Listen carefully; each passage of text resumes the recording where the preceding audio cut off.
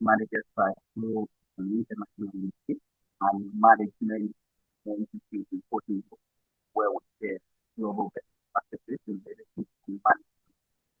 We're not just some sport and practice the best exclusive global online community uh, to take you want to get. So we always like to tell everyone join us and look, do your transformation journey today by being a the leadership circle and then in the course of the program we will also share with you the links that you can use to actually join us. And tonight promises to be an exciting moment as we also uh, discuss some very lovely topics. And then we'll be actually diving into two leadership skills that are not just essential for strong leadership or relationships, but they are critical for organization, success and growth. So we have very seasoned speakers who will be talking about. But before I actually introduce them and we talk about the topic, I'd like to introduce to us Sonia and convener of Calling DC, who is also our host, Dr. Godwin Joko Kala. Also player in the people from the pre 2025 season of Consumer. Doctor, please, I hand it to you. Thank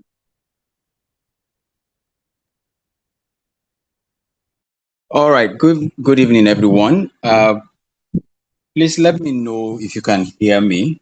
I apparently there's a lot of network uh, hiccup tonight, and I probably guess it's because of the weather in this part of the world.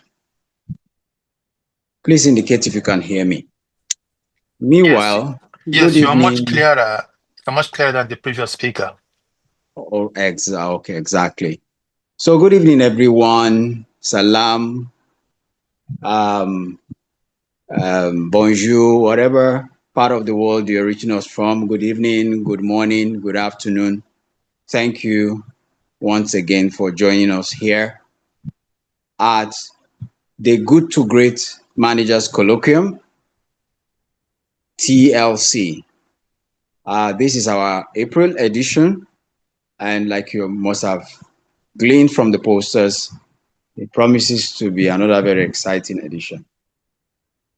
It's been said that majority of the problems we have in organizations is because of crucial conversations that ought to take place that has not been held. Silence has been one of the greatest killers of collaboration and performance in many organizations. On the other hand, it is also because of conversations that were held and held in the wrong way, leading to conflict or in many other cases, conflict avoidance. And as such, we leave a lot of issues buried, unattended, you know. And so one of the greatest art we all must master as leaders is the art of communicating when the stakes are high, when it is difficult, when emotions are involved, and of course, sometimes where reputation and esteem is also involved.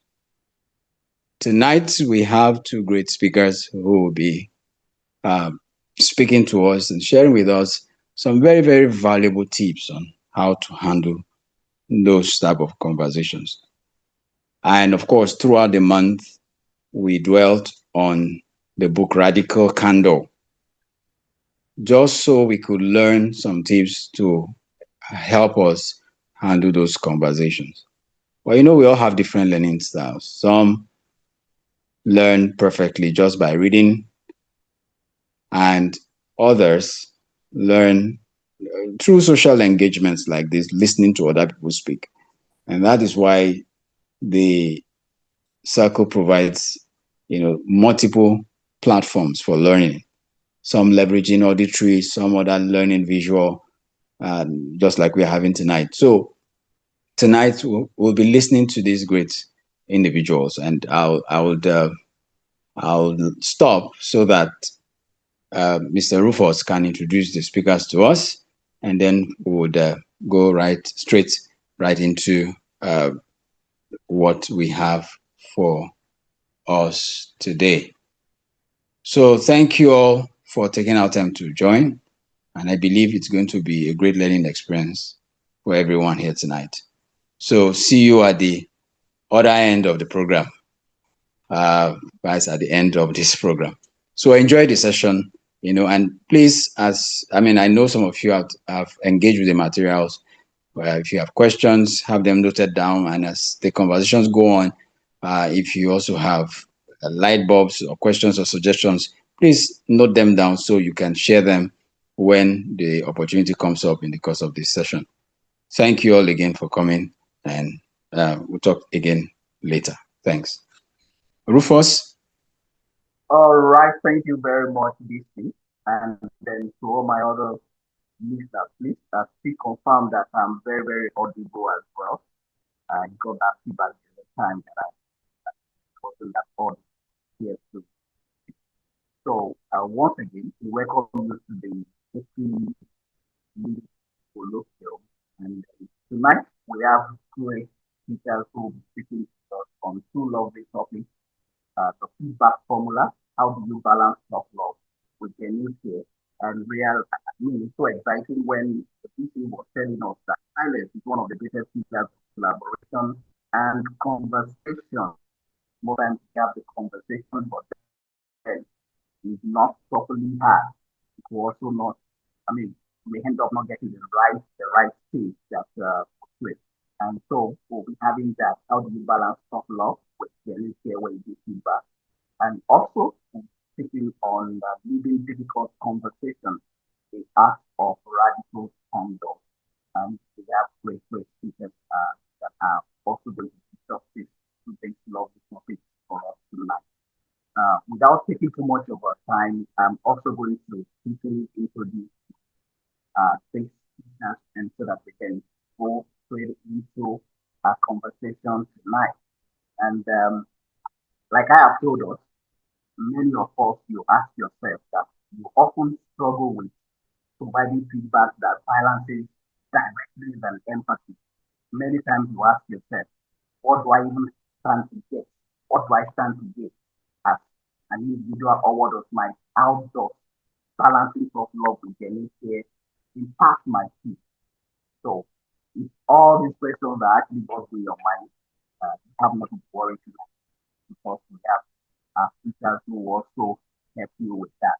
Then ask yourself, how do you handle very, very difficult conversations? How do you have that? You have not.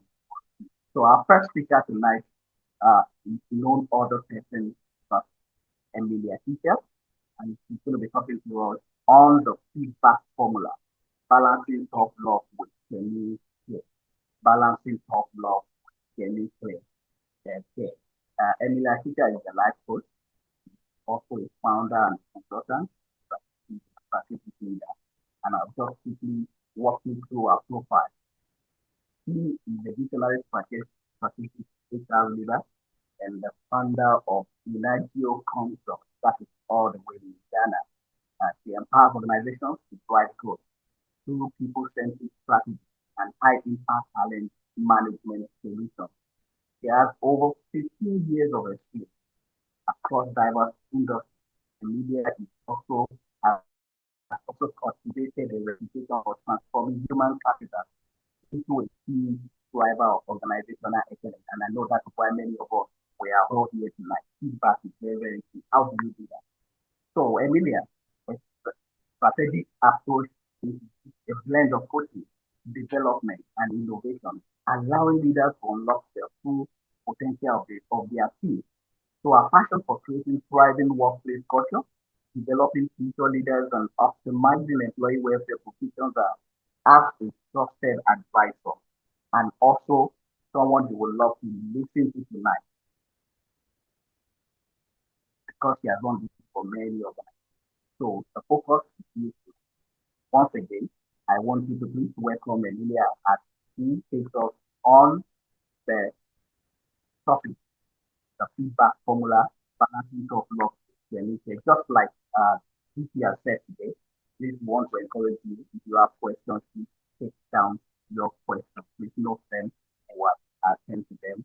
We have 30 minutes for this section, and then we will introduce you other speakers who will also be talking to us on having difficult conversations. I know many of us are interested in that. So, without much ado, please, I'd like to call on Emilia. Emilia, please, are you standing by? Thank you very much. Excited to have you tonight.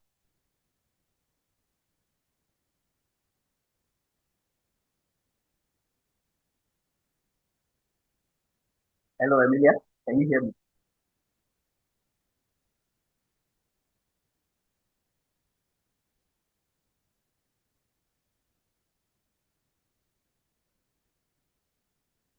Okay. Why wait for Emilia to take over? I would also like to quickly also introduce you other speakers as well. But please, Emilia, confirm if you can hear me loud and clear. I hope you're not having network delay.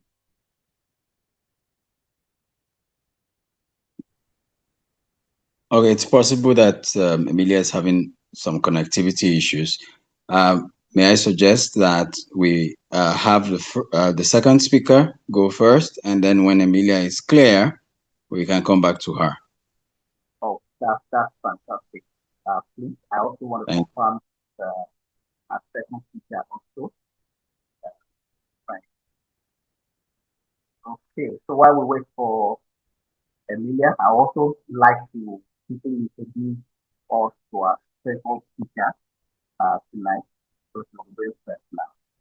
And that's no other person but Samuel Nokono, who be taking us on leading difficult conversation, the art of radical candor.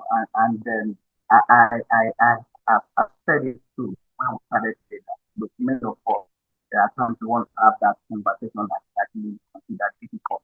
Like the Lizzie said, if you do it the wrong way too, things may go south. So how do you have such conversations that you have? Then we have Samuel Onokono, who is going to be taking us on this very important topic tonight.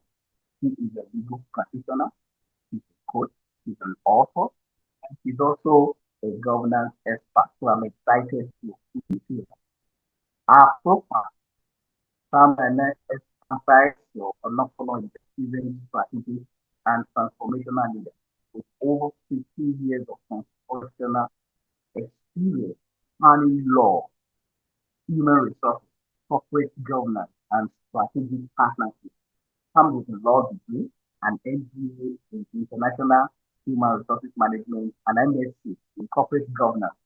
He's currently pursuing a doctorate in business administration with a focus on strategy, human capital management, and robust academic background for further expertise in driving governance, compliance, and organizational development initiatives. Samuel has a strong track record for leading impactful collaborations across academic institutions, multinational corporations, and non-for-profit as well, focusing on development, system change, and sustainable impact. And he is also a certified governance expert and a government regulatory and compliance expert. He's a fellow of the Institute of Chartered Mediators and Conciliators, and an active member of several professional bodies, including the Nigerian Bar Association. Also, I'm excited to tell us that he's also a published author. Our book is on a book that explores workplace emotional intelligence and decision making and work-life balance. He's also an academic contributor. He has demonstrated persistence and commitment to advancing top leadership in ethics, human capital, and workplace emotional intelligence. So I want you once again tonight to join me to welcome Samuel. There is no other better person to have this conversation of leading tough conversation, leading difficult conversations, the art of radical candor. Samuel, and you're welcome. Thank you for joining.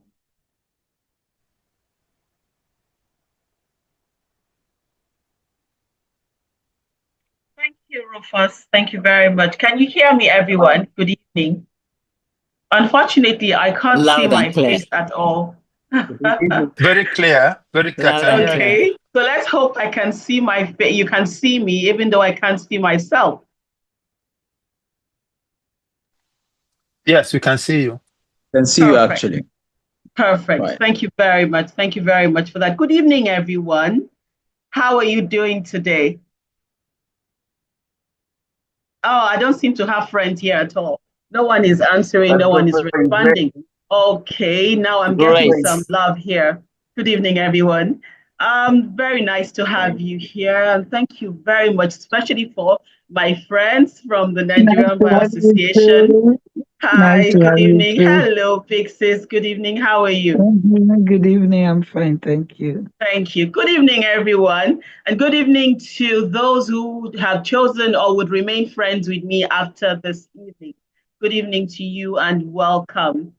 Today, we are gathered not just as leaders or teams or companies or communities, but we are gathered here as architects of the future. Leadership is no longer a statement or language that is about title or authority. It is about influence. It has come to be about courage, and definitely it also has come to be about agility.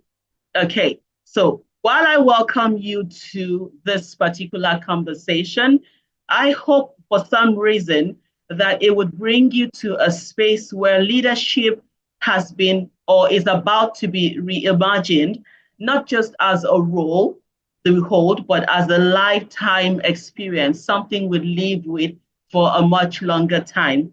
So I'm going to respectfully ask my team members to project my slide. If they do not have it, I'll be willing to support the process of sharing my slide. So what do we take? That I share the slide or you would support the sharing? Okay, you may proceed to share the Would you like me to go ahead with my slide or you want to support me? Please, you may proceed. You can go ahead. Okay, fine. Fine. Let me see. It means you would have to give me hosting rights, co-hosting rights, so I can project my slide. Yes, I got it. Is that okay with you? Yes, please. Perfect. Okay. So let me see. I can share here.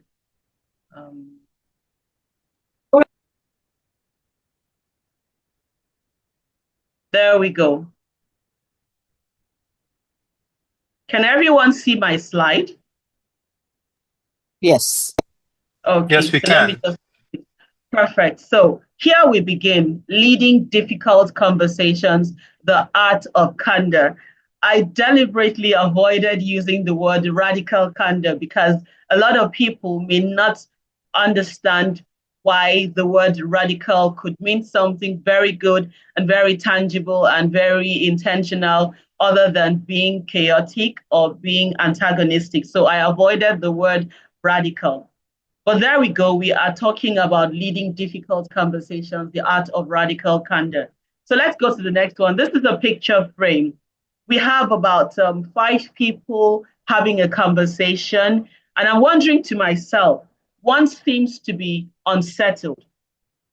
The other one is probably saying something that may not really make sense to the entire team.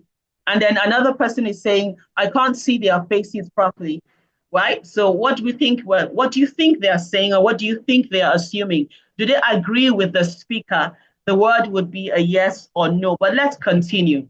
Here we have a slide here that says the landscape of leadership and the icebreaker. Let me see. We're trying to imagine what's happening here. Why the landscape and why the icebreaker? Here, I gave a nice definition that leadership is often mistaken for authority. and that to truly lead is not to command, but to cultivate, to care, and to challenge with candor.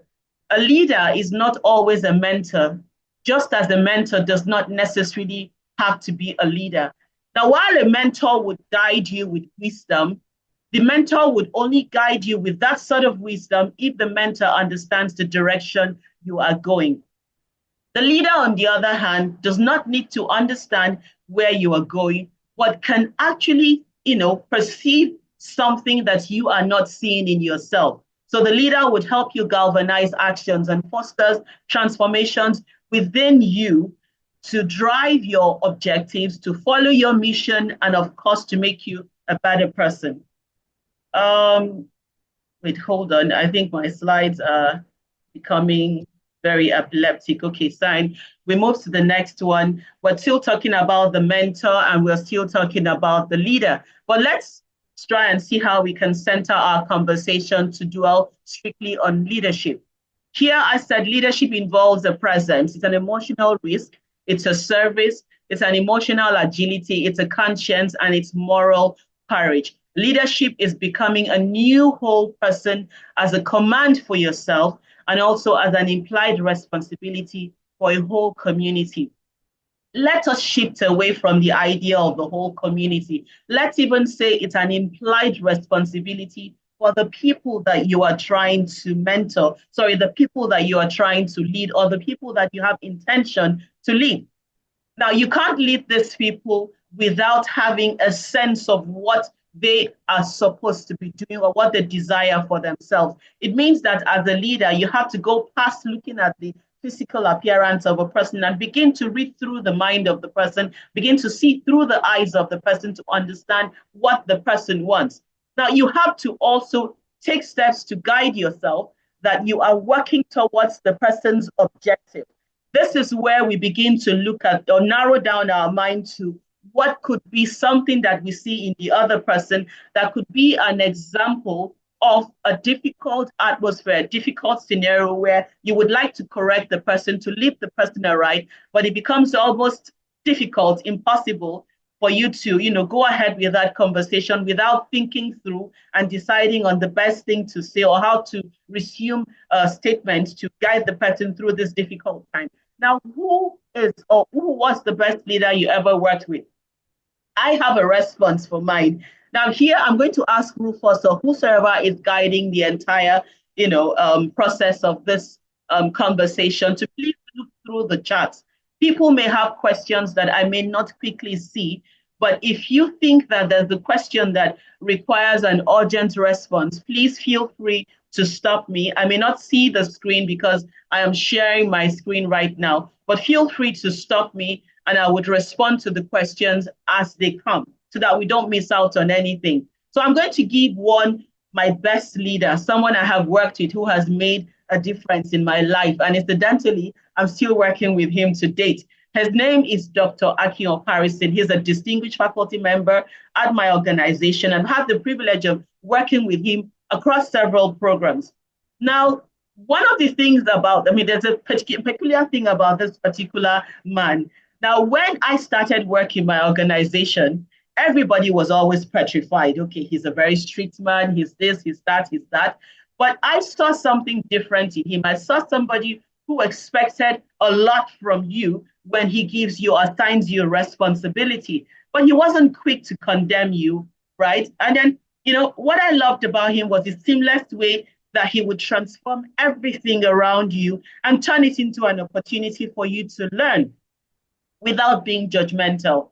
Your mistakes are things that he would look at and say, you know what, this is the dynamite to which we can, explore, explode, bring about something new from it without necessarily telling you that you have done something wrong. That's my kind of leader. So now I'm going to throw something out to the audience. Can someone tell me just a quick example who has made a difference in your life that you would term as your leader? Can somebody just give me a response to that? I can't see you, but I'm sure Rufus can support by calling you out to raise that, question, take that question off me, give me a response.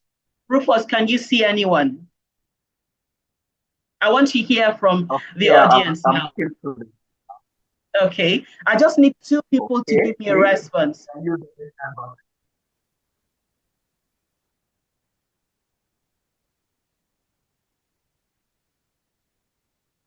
Are we there Yeah. yet?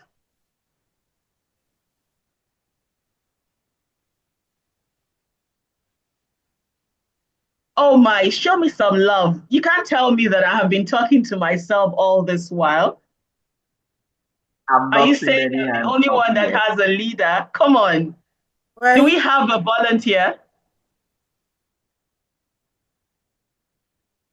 Okay, Femi Okuduga, do you want to share with us? I'm listening, Femi. Go ahead, please. all right. Thank you very much. Good evening. I hope you can hear me. You're Absolutely. loud. Yes, I wondered why me, but I'm going to respond. So if there's anyone that comes to mind for me is my former HR director. His name is Jubri Shaba. One thing that I respect about him is, is how with every project or every task that he gives to you, he calls you to think about, have the end in mind at every point in time. So he challenges, for me, not to think, of the moment, of the now, but to think of the future. And, that helps me to think deeper. And he's very consistent with that. And everyone who has worked with him actually recognizes and acknowledges that he's a great leader and he builds us up, to develop our capacity. Thank you. Thank you very much, Femi. That's really insightful. Thank you so much. Do we have another volunteer here? One who would like to share an experience, about a leader, someone you respect, somebody you look up to, somebody who has made a difference in your life. Can someone else give another experience?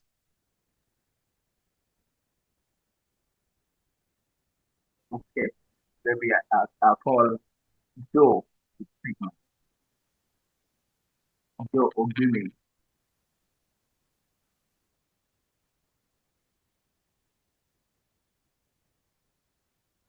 All right, Frank, you can go.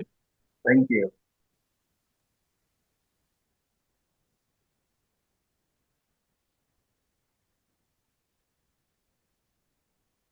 Do we have someone else to volunteer?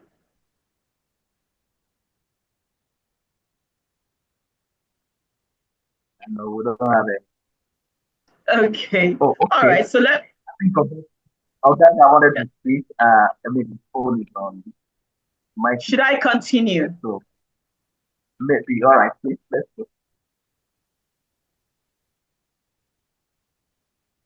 Yes, please, let's continue. All right, thank you very much. So maybe I just happen to be the only other person apart from Femi who has a leader that has changed my thought process and my perspective. But let me go past the conversation that has to do with Dr. Oparisin.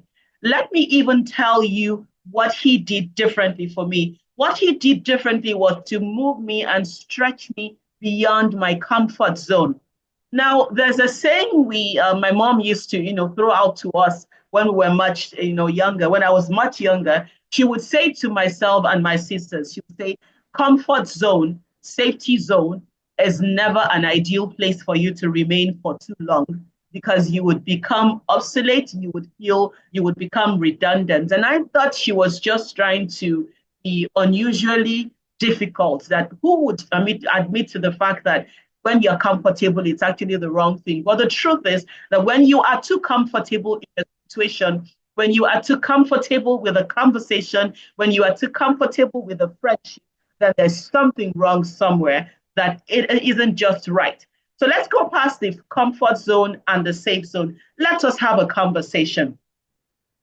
Speaking is not just about communication and style. When you need to speak as a leader, you must speak from a position of power, from a position of either being a good tool, a powerful tool, a reckonable tool, or you would be a destruction, or you would be a weapon of destruction. I wanted to say that's a destructive weapon. Because when you're having a conversation with so many people who come in with so many perspectives, who come in with so many ideas, who are coming from very different environments, just like we are all here tonight. Everybody has a different position when it comes to having a radical conversation, a conversation that is done with candor, or having a difficult conversation. Now, when you are having a conversation, you have to take note of several things. We have conversations that would come in as variations, that would come in as inflections, that would come in from a position where I would consider you to be out of control or too much in control. And we'd also have conversations that would require that while you're having this conversation, no matter how comfortable you are with your conversation, always try to look at the other person's body language. Now, when I say body language, people always think that your body language has to do with the gesticulations you're doing, or how you move your body, or how you turn to the left and turn to the right. Unfortunately, that is not body language. When it comes to conversation, speaking with candor, body language is all about the eye contact first the person gets with you, or you get with the person. Body language is also about the gestures, and the gestures are not just silly gestures here and there. You're talking about gestures that come with purpose. That means you can clearly interpret the person's gestures as the person is speaking. And of course, body language has a lot to do with your posture. I could sit in a very funny way, and you can easily tell whether I am comfortable with the conversation or not. And last of all, which is, of course, what people look out for firstly, is actually the other kind of expression, the one that you actually have to express yourself or say something or respond to something, okay? Are we together so far? Rufus, you have to admit that some people are giving me thumbs up here, that I'm making sense and connecting with the audience. Well, Thank you very much. So I can continue. I don't want to feel like I'm talking to myself. So now the question again, I'm going back to the audience. Would you call your mentor your leader, and why? I need somebody to respond to that question. Would you call your mentor your leader, and why? So when you admit to saying that, you also have to give me a reason why you're admitting to that. Who can respond to this?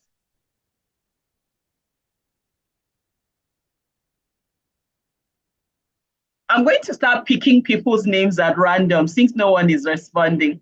Is there anyone here who would like to respond, please? Okay, good evening. Good evening, how are you? And your name, while you want me to, as you respond, can you share your name, please? My name is Melvin. Okay, good evening. So yes, my mentor, I see my mentor as my leader. Why? Because there was a time I was giving an assignment, and I made a mistake. I was scared to let my mentor know that this is the mistake I've made. As soon as he gets to know about what he told me was, don't worry, that shouldn't bother you. It's part of the system. Mistake is part of learning. That was what really changed my how I see him. Because I was surprised that I made a mistake, and somebody would tell me, don't worry, it's part of it, that through the process you're also going to make a mistake, and you learn from your mistake and all of that. So that is why I would say my mentor, I see him as a leader, because he's accepting my mistake and understanding this is who I am and how he can take me from there. That sounds fair enough. That sounds fair enough. Yeah. But did he shift anything in you? Was there any movement? Yes. Well, was there any, yeah, please go ahead. Can you share just a shift, one significant shift that you had that would qualify him as your leader? Okay. Like I said, when I was told this feedback, when I was giving this feedback, it makes me to begin to see mistake in a different perspective. Unlike before, when one make mistake, we tend to first of all look at areas to punish them and all of that. But at the same time, I begin to see that I also need to let people that are following me to understand that, yes, when you make a mistake, you just need to learn from it. When you keep repeating one particular mistake, that it becomes a problem. But if you make a mistake once, you should acknowledge the fact that it's a learning process. So that was a shift for me. Thank you. Okay. Thank you very much. Thank you very much. I mean, I really appreciate this. And I hope all of us are learning something here too. So now, here is another picture, the picture that brings to mind the idea of a leader, right? Now, one thing you would observe from this picture, okay, maybe I should just shut my mouth at this instant. What's the first observation to this picture? Can someone just pick that for me before I continue? What would you observe first when you're looking at this picture?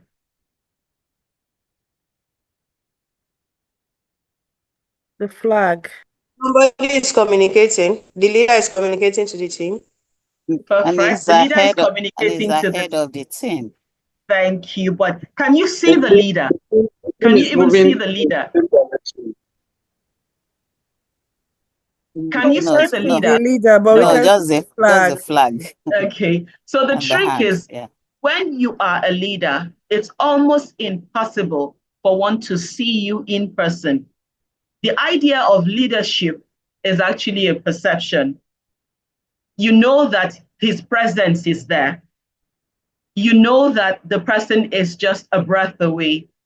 You don't necessarily have to see the leader. The mentor would always be seen, but the leader sometimes stays in the background, not to be seen, but he knows that he has the presence, he has a command, he has a hold, over his team, and he knows that he's not far away from them, or she's not far away from them.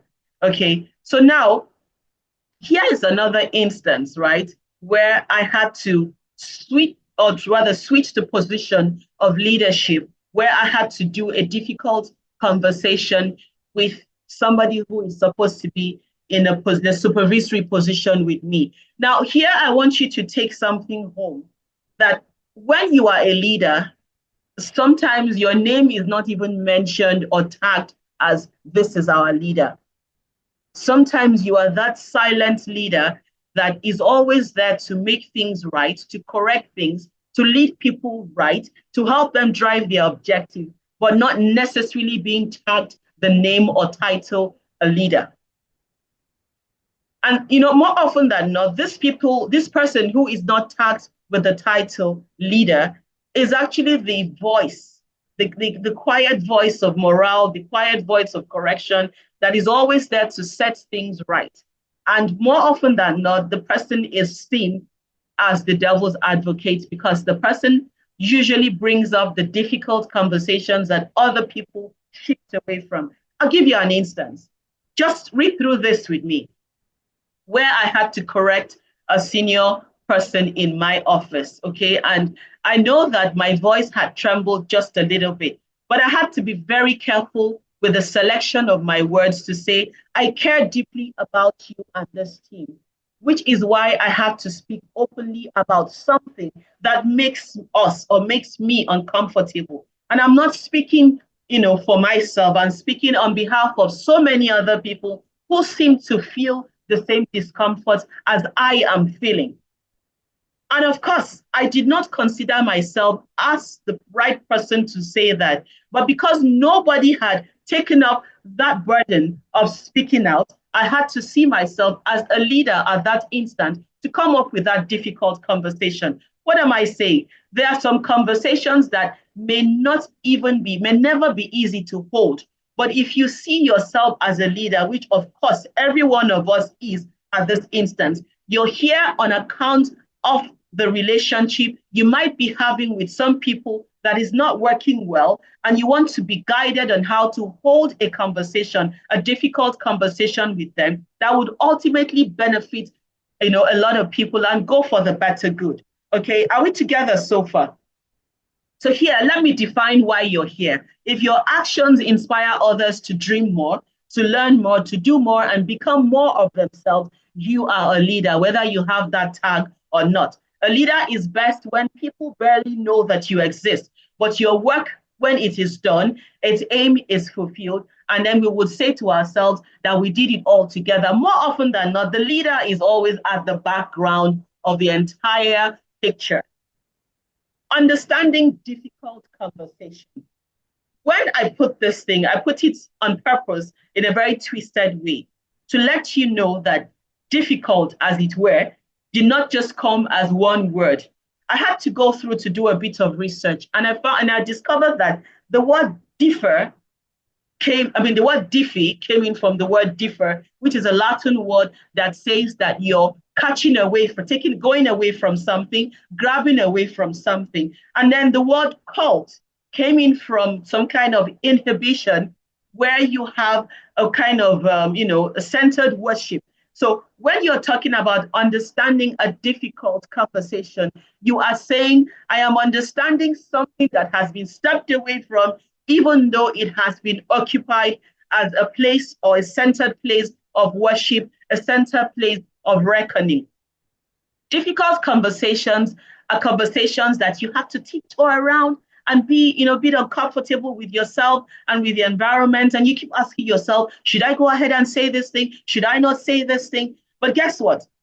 I'm not a science student, far from it. I mean, I did physics for approximately 2 hours. I stayed in the classroom and tolerated my physics teacher in secondary school. If any of my secondary school mates happens to be here, she would tell you that I stayed in physics class for 2.5 hours. Then I managed to tolerate my chemistry teacher. His name is, what's his name again? His name was Mr. Obinwanne. I tolerated him for approximately 2 weeks, and I knew that science was not my strong suit. So I went to the art class. But in a bit of my time with them, I know, and I can tell you on authority, that our brains process rejection and, takes it as bad as being criticized in the same area as if we're receiving some kind of flogging. I received a bit of flogging when I was in my teens. So I can tell you that it's painful. Now, if science is comparing rejection and criticism as the same thing as physical pain, then it makes sense to us why people avoid difficult conversations. Could it be that they are insecure or they just can't deal with a hard talk? Let's go to the next page. Let's consider some of our politicians and their propaganda. I recall sometime in the university when we had, I think it was the 1993 election, and we had some kind of, chaos here and there. A few of us had to, get out of school for one reason or the other because there was strike or some chaotic situation at school. And then I was I was driving through somewhere with my father, and he made a comment. He said, I still don't understand why people do not learn a very simple lesson with politicians. And I quote him, he said, politicians do not believe what they say, but they are surprised when people believe them. So they come to you, they know it is hard for you to trust them. And so the difficult part of their conversation is built up with lies to make you happy. Some of them, not all of them, because I've seen some very good politicians. So they keep you up with their propaganda and their stories. And then the next thing, you trust them, you believe them. And then when they come into power, it's the opposite of what they had told you that it is happening. And then you are surprised and they wonder to themselves, why is this person surprised? Did I actually say that to you? And you believed me? Oh my, I'm sorry for you. But there you go. If you go to the next step, a leader, on the other hand, would not sell you propaganda. A leader would deal with you, get the tough conversations out of the way, and would be very careful to make sure that while dealing with you and giving you this tough conversation, they're also going to be sure that they don't leave you without hope. And that's where I come in with the story or the study of the emotional anatomy of tough conversations. Tough conversations are never just about words. They're about emotions. I'm taking your heart into consideration. I don't want anybody with a weak heart to fall off. And then I'm taking into consideration that you came in with some kind of funny perception, and then you have your fears, and then you have some expectations that have not been met. And then we talk about it. And then I'm looking at the layers on how to shape you and how to make you feel not abandoned, how to make you respond positively, and how to make you grow from our conversation or after our conversation, not to run away, not to retreat. So let's go further. The emotional anatomy of tough conversations. We look at conversations, be aware that difficult conversations, tough conversations, has a bit or more or the buckle of fear. I come to tell you something. Now, as hard as it seems, I have this thing, underlying fear within me, that when I'm done talking to you, when I'm done having this conversation with you, I might lose your friendship. I also know that when I come to you with my thoughts, which of course surmises as a difficult conversation I'm about to have with you, I'm exposing myself, I'm making myself vulnerable before you. I'm also going to bring myself to a level where I'm no longer protecting my self-worth or my image or my authority. I'm coming to you and saying, you know what? Let my pride go. Let my ego go. Let's talk real. And while I'm addressing with you, I'm also aware of the fact that what I'm discussing with you is strong. So I have to be careful to not hurt you, to not allow you stay on the ground and feel like I just came to bring you, maybe 7 feet down, no longer 6 feet down, and there's no chance for you to get up.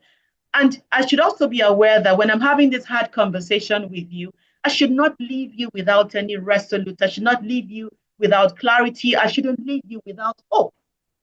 I should discuss with you and make you feel like, okay, she didn't give me a solution. We didn't come to a good compromise, but there's still hope that something good can come out at the light at the end of the tunnel. So while I'm discussing with you, I'm blinking up a light for you to see, you know what, that light over there, the tunnel is just still going to be open for you. Let's even get to the end of the tunnel together.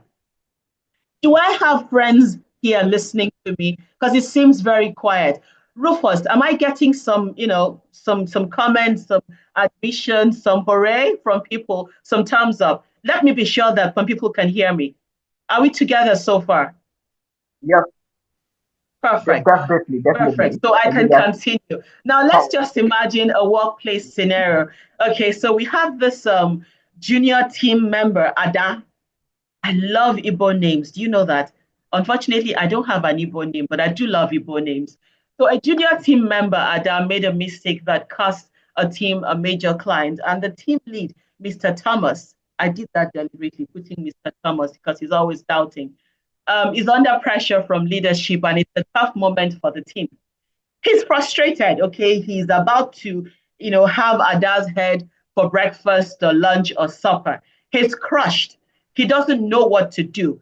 But he knows that whatever he's about to say to Ada would either break Ada or make her. So he goes to the next conversation and he tells Ada, the outcome really shook the team. But can you walk me through? He gives Ada a chance to express her failure, to admit her failure.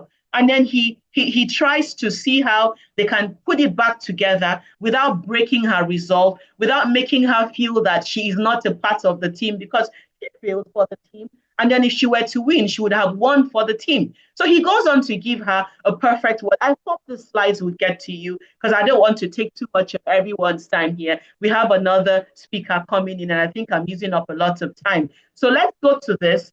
Now, I think we have related a few of this, the fear stuff and all of that. And then, of course, as a leader, you should face your fear of difficult conversation boldly, because fear is fractions of fortitude.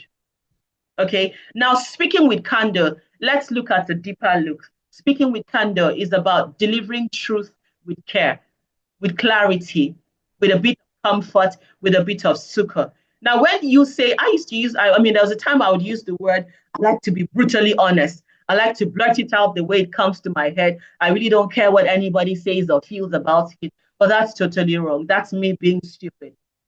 And I admit it. And I apologize to anyone here who probably had heard that from me in the past. It was stupid of me to say that, because candor should recognize the impact my statement would have on the next person. I am not supposed to be manipulative, okay? I'm not supposed to put layers of bluff and make you feel uneasy. I'm supposed to come to you with clarity, with kindness of words. Candor avoids excessive colors to statements, so lies can be avoided too. Now, candor is all about trusting yourself enough to voice what is factual. It's trusting others to believe that they can handle hearing it. So here's there's a twist here. How do I trust you enough to know that you can handle what I'm about to say to you? It goes back to the next thing, that when I'm relating to you and speaking or having a difficult conversation with you and speaking with candor, I should be careful how I pass the message to you. Okay, but why is candor really necessary if it's a difficult way to approach a conversation? It serves four main purposes. It protects integrity of words. It brings clarity to words. It protects a connection. That means that when I'm done telling you the truth, or how I feel or how I think a situation should be handled or how it should be better managed, I still hope that I can remain friends with you. Okay. And it also tells me that what I tell you today is what I would tell you 10 years from now, meaning that speaking with candor should always be speaking with the truth or speaking the truth at all times. A simple example that I'm working on. I have this idea of, I have a friend, her name is no, this one doesn't like doing the slides with me. Let me go to my friend Osita, who works in the same office as I am, and I have some kind of challenge with my work, and I take it to him and say, you know what, Osi, look through this and let me know how you feel. Do you think I'm writing the correct thing? Do you think I can correct this or that? And then I have another one. This one is very interesting. I call him Prof. His name is somewhat like that of a woman, but he's not a woman. So IJ, thank you for showing up today, but I'm going to use you as a typical example because he has heavy words when it comes to English grammar. So I take some things to him and I ask him to go through. And then he has this very subtle way of saying, I do not quite understand what you're saying, but let me see. It looks like you're trying to, take you through this and that and that. The same thing Osita would say. Now, Osi could admit his own in a brash and tact, straightforward manner that, look, I really don't think this is the right thing, but let's do it this way. But IJ, on the other hand, Prof, would, take it little by little, step by step, and correct me as if he's trying to feed a baby with milk. Now, that's how to lead a difficult conversation while still trying to speak with candor. It's an art. And trust me when I say it's an art. You must be equipped for it. Okay, you must assume that the other person is like your child more often than not. So you break the words down with care, with clarity, and apply some emotions, empathy to it, rather, not emotion, so that the person does not leave you feeling hurt. The person leaves you feeling better, even if you were unable to resolve the entire situation with the person.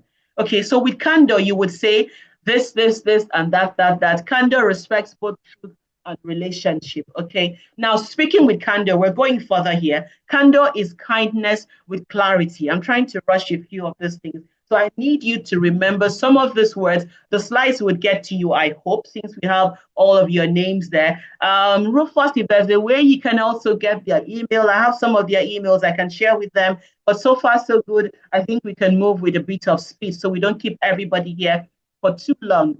Now, candor could also be a sort of productive confrontation where you have to, confront someone with the truth, or with something you're uncomfortable with, but make sure that while confronting the person, you have some kind of solution to which you can offer to the person, so that your conversation with the person turns out as a productive conversation, not just being a confrontational one. All right. Now, all audiences to attention, and that means I'm talking to everyone here.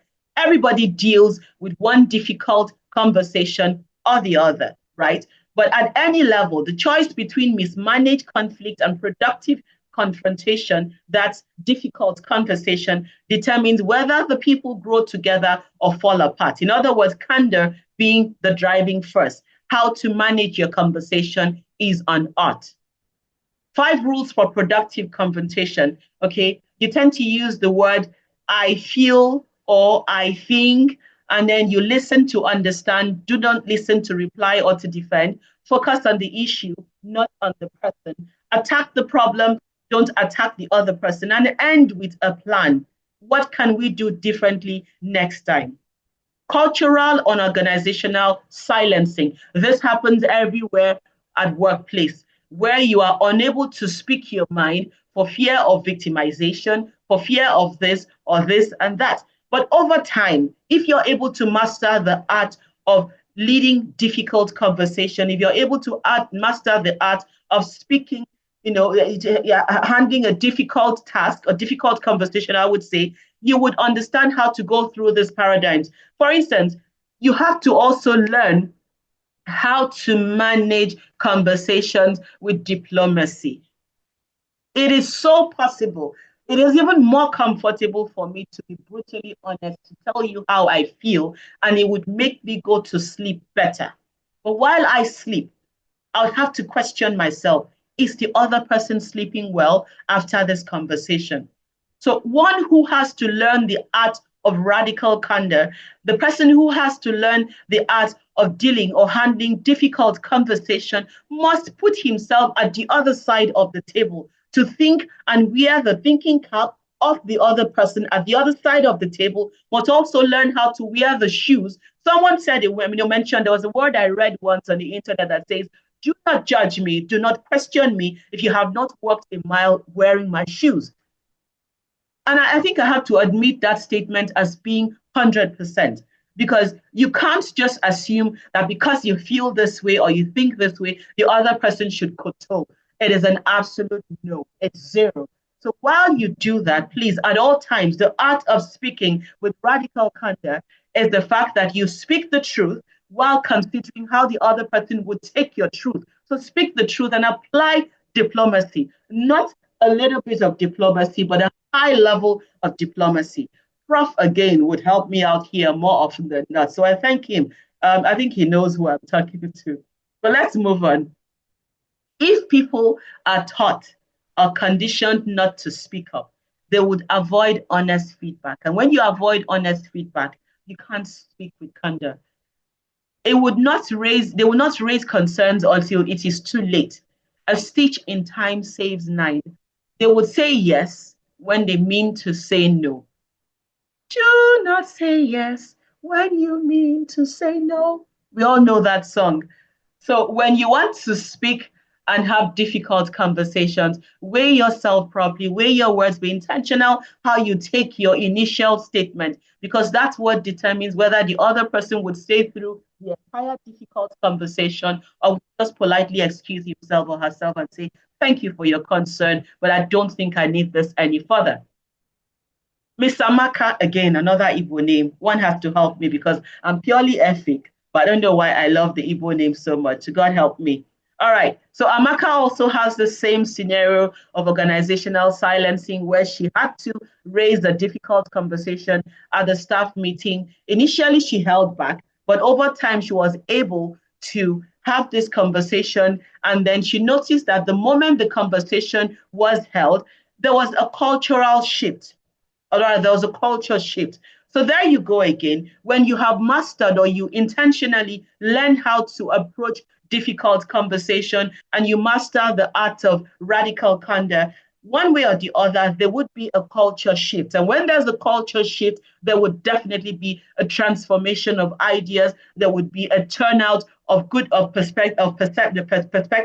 And then people would think differently, work differently. And then, of course, you trust that when that happens, there's some kind of, lift in performance wherever you are, whether it's a workplace or being in a school environment or wherever you find yourself. There's always going to be something different when people can speak the truth, even when it is difficult for them. Because guess what? A difficult conversation has to be the truth. It's not to bruise the other person's ego. It's not to bring the other person down. It's just to tell you, you are wrong, but we are willing to help you make it right.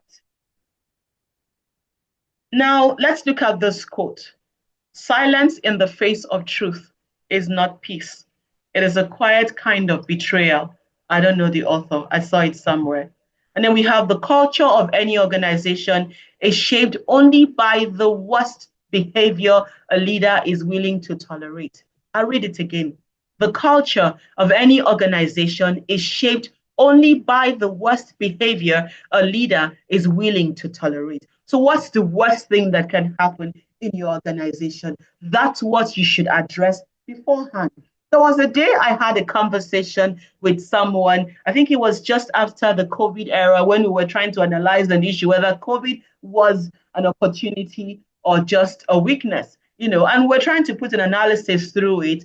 And then someone said, look, COVID has just told us something, that when you need to start a business, it is not the beginning of the business you should be looking at. It is how the business should turn out at the end. So if you're able to determine the end of how a business or how yes, let's use the word of business, of how your business or whatever you want to do is going to turn out, then you can start. But if you're unable to determine the end point, then there's no sense in starting. So back to the shift in organization. The culture of any organization can only be shaped by when you can determine the worst thing that can happen and the worst that you can tolerate, or you are willing to tolerate, or you're unwilling to tolerate. When you backtrack yourself from that position and take it to the front, then you will be able to determine how best to handle that kind of difficult scenario. The next quote is, culture is what it takes to stand up and speak. Sorry, courage is what it takes to stand up and speak. Courage is also what it takes to sit down and listen. Winston Churchill said that. So let's go to radical candor, a framework for truth in love. That's what radical candor is. Kim Scott has a radical candor framework, a simple and yet powerful guide. Now, when you put care personally plus challenge directly, you have radical candor. When you have care personally plus don't challenge, you have erroneous empathy. And then if you have don't care plus challenge, you have an obnoxious aggression. So here, Kim Scott was trying to give you the outcome of pairing things and then what the result would be. Again, I hope you get this slide so you can understand better, because time is against us. Now we have the quadrant principle for leadership, and I should have added for leading difficult conversation. To play out a workplace scenario, what's the worst thing that is yet to happen to you? What's the worst and hardest conversation to have? Sample this conversation and devise a playbook of interventions and resolutions. Play out the worst scenario that could happen. Recognize where you sit and how to shift towards candor, not cruelty, not using compassion and not complacency, right? So now let's go here, the difficult conversation toolkit. I have this toolkit here which says, analyze the situation.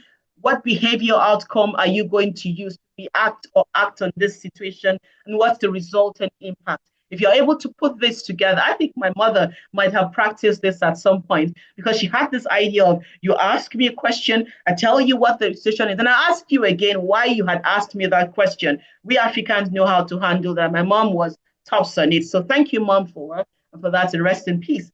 So let's continue. Now we have the role play thing. I don't think we can do this now, but if we have time to go into this role play, here's the question. You would act out a difficult conversation from different organizational levels and then use cue cards and improvise techniques how you would resolve it. This, I'm sure Rufus would help me deal with when we finish with the next speaker, or if we have time when I'm done with this, we'll have to organize this conversation. Now, on a final note, leading with heart, emotional intelligence, and courage. That's another aspect of leading a difficult conversation and having a radical, courage to speak with candor. Difficult conversations are a litmus test for emotional intelligence. They are not about being right, but about being real. So you understand emotional cues, yours, and then the other person you want to address, the courage to feel and to be seen. That means I feel what you're feeling, but I also want you to see my side of how I'm trying to resolve this thing with you. Now, you should also have a leadership presence and authenticity. If you are not perceived as a leader, trust me, you are going to be talking to not just a brick wall, but a hard wall. So have the presence of a leader. And when I say have a presence of a leader, I'm talking about somebody who says, do what I am doing, don't do what I'm just saying. That means you have proven yourself as a leader and you have been perceived and accepted and embraced as a leader. Then you can come out to handle this conversation, because when you're having this difficult conversation with your audience, they are not just thinking about the conversation. In their assumption, what they are saying is, this person is somebody we trust. This person will not come to us if the person does not have our best interest at heart. So that's leadership presence and leadership being authentic. Now you apply, you have to apply the sense of that, look, I'm not going to be too tired to talk to you. I'm not going to be too tired to address this issue with you. I'm going to stay grounded on the truth. I'm going to be factual with you, but I'm also going to help you walk this process through. This one is one drama that I handled just to get somebody to be on my part. And trust me, when I say I cried, I don't need onions to shed a tear. If I have to align with you shedding a tear, I would do it. But guess what? It's the courage to be the kind of leader that can feel and be seen. And that day, I became a human with the people that I was addressing. So can I get a clap at this part that I was able to cry without cutting some onions to shed a tear? I can't hear claps at all from anyone. If I don't hear, I can't hear the claps loud enough. Oh. Clap, clap, clap, clap, clap, clap. Thank you. So we're going to be closing soon. Thanks. I'm actually clapping for myself too, because I was actually crying. I cried without, chopping through an onion.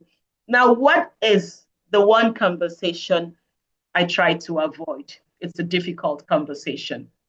Why am I afraid to have that conversation with the person? What would it sound like if I spoke with radical candor? How do I receive feedback even after having this conversation? Who needs to hear my truth?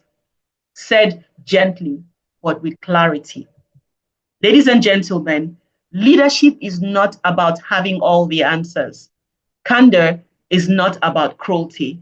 It is clarity with compassion. It is the courage to say what needs to be said and the humility to hear what is hard to hear. In cultures where silence is the norm, candor becomes a revolution. It's a quiet, steady rebellion for growth. And trust me, rebellion will come, and it would come and it would change things, not for good, but for bad. So it is about creating a space where truth can breathe properly. As we lead, when I started this conversation, I said, ultimately, we are all leaders. So as we lead, whether in teams or in a classroom or in a boardroom or even in our home, let us remember that what we allow in silence, we endorse. And what we speak with candor, we elevate. Let us choose the voice that builds, the truth that heals, and the courage that leads. Now I end my long talk with everyone.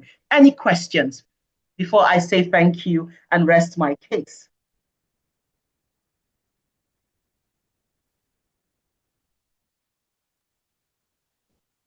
Do we have questions? Thank you. In fact, yes, we have one hand up, please. Omolola Adele, and please go ahead. Before I have Omolola, please can you unmute and then let's have your question. All right, thank you. Thank you. Hi, Omolola. How are you doing today? I'm fine, thank you. Great.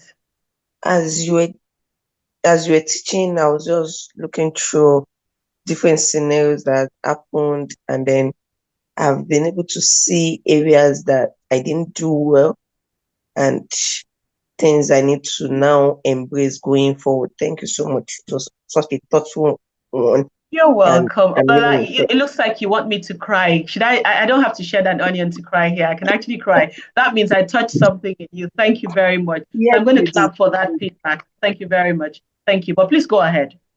Okay, so my question is, there was a time something happened. I've been trying to pull through it. In fact, during the course of your presentation, I had to go back to record of that event.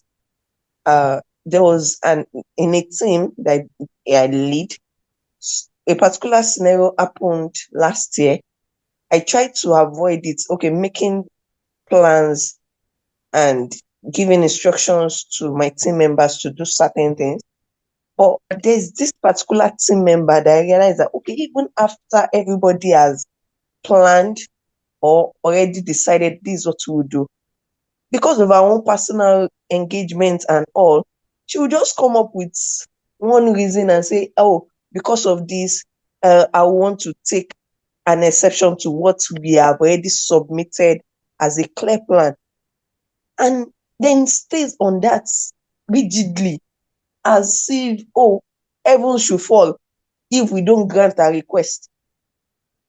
And for me, as a team leader, I also report to other people, which I know granting a request will not help the entire team. So last year I declined it. And for that, I had to call her for a session and then explain to her these are the ways to go about things. And the same thing I saw coming up again this year.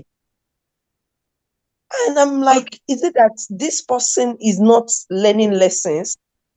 This time around, I had to stand my ground and say, oh, we've already planned this at the beginning of the year. There was a reason to make changes. You had already made a particular change, which I allowed you just maybe 3 months into the year. I allowed you. Now there's another opportunity to make amends. And you are saying because of your own personal engagement, the team should align with you. Then I had to say no, because I didn't even want to get into the whole messy thing. So I said, okay, this is the template we have already picked at the beginning. Okay, so I give it to you to collate this and submit the plan by so time. So I guess she realized that I was not comfortable with that our behavior because it's becoming a consistent pattern. So she decided to stick to the initial plan, then submitted that. Only for her to come to my DM and drop messages.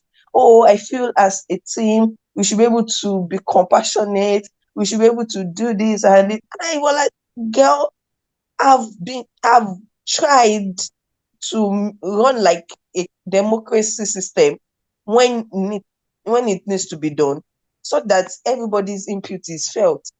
However, times I need to stand my ground as the team lead, I need to do it because of such excesses. And then when you were talking again, I had to go back to that chat and see that, okay, is there something I didn't do right? If you were in my position, what would you have done differently, ma? Okay, so I'm just going to start with a very funny statement, and that statement is, do you agree with me that we have harmful bacteria and useful bacteria in our system? Body system, yes, according to medical people. So here's the thing. That person is a useful bacteria to you. You know, when we have radicals or rebellious people in a team, if you're able to change their thought process, to twist them and put them around, right? They become your strongest allies. So this is what you're going to do to this person. You took that correction from a position of being the person's supervisor. And of course, from the position that, look, this is a recurring thing and it's beginning to get on my nerves. It will get on your nerves, but they can put a stop to it. And this is a very simple method. Don't wait until when you assign a task before you get the person to rebel against you. For no reason, call the person and have a conversation with the person in a very calm and a very calm environment. I will tell you what I'll do. I'll probably just look out for a time where I can set up an impromptu team bonding exercise. And then while we are there, I go sit close to the person. Now, as a leader, you have to learn how to humble yourself. You go to the person and say, you know what? This thing has been bothering me for a while, and I'm thinking whether we are not doing it right. Okay, so what do you think the ideal, position should be? Let me even hear your thoughts, because I don't want a situation where it comes to that time or that period again, we start having different opinions. Because when people see us argue, the word would be, they're at it again. But if we are able to resolve this early enough, let's even agree to something. What do you think your exposures are to this thing? Why do you always have a different position other than what the team has? If you're able to get that person to speak, the idea of ask, why, ask, respond, ask. If you're able to apply that, I think it was Kate Smith's method or Sarah's method, right, technique, you would get the best or the better part of the person to be on your side. The person is a useful bacteria in your team. And you have to find a way around to discuss with the person other than waiting for the work time for the person to be defiant again. Is that all right with you? Very well. Thank you so much. You're welcome. You're welcome. Do we have another question? Thank you. I can even give you a practical example. Answer. Oh yes, please go ahead. Beacon Gate, please go ahead. Did you see Beacon Gate there? This is Rita Babalola. Thank you so Oh, hi, much. Rita. We all press for time as well. We have the second speaker ready.